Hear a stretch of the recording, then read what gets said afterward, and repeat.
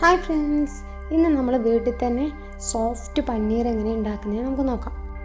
ഇനി നമുക്ക് പനീർ വാങ്ങാൻ പുറത്തേക്കൊന്നും പോകണ്ട. സിമ്പിളായി 10-15 മിനിറ്റ് കൊണ്ട് നമുക്ക് പനീർ റെഡിയാക്കാം.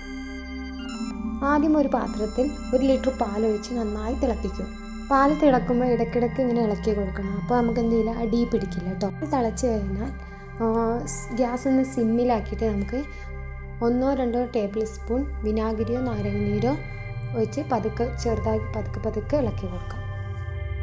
കണ്ടോ, പാല് പിരിഞ്ഞു തുടങ്ങി. ഈ കട്ടിയുള്ള ഭാഗം പനീറാണ് കേട്ടോ. ഇനി ഒരു പാത്രത്തിന് മുകളിൽ തുണി വെച്ച് ഇതൊക്കെ നമുക്ക് അതിൻ്റെ മുകളിലേക്ക് ഒഴിക്കാം. ഇപ്പോൾ പനീർ തുണിയിൽ കട്ടയായിട്ട് വരും കേട്ടോ. ഇങ്ങനെ പനീർ കിട്ടിയാൽ 2-3 തവണ പച്ചവെള്ളത്തിൽ കഴുകണം കേട്ടോ. ഇങ്ങനെ നമ്മൾ കഴുകിയാൽ നമ്മൾ ഒഴിച്ച വിനെഗറിൻ്റെയും നാരങ്ങൻ്റെയും സ്മെല്ലൊക്കെ പോയി നല്ല ടേസ്റ്റി പനീർ കിട്ടും. തുണി കെട്ടി 10 മിനിറ്റ് വെള്ളം പോകാൻ വെക്കാം നമുക്ക്.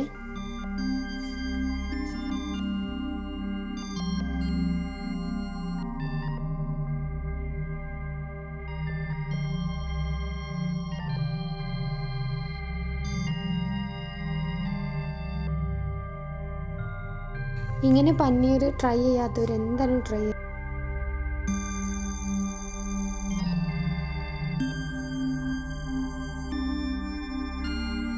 ശേഷം ഇതിൻ്റെ മുകളിൽ കല്ലോ അല്ലെങ്കിൽ വെയിറ്റിൽ എന്തെങ്കിലും വെച്ച് 20 മിനിറ്റൊക്കെ പ്രസ് ചെയ്ത് വെക്കണം.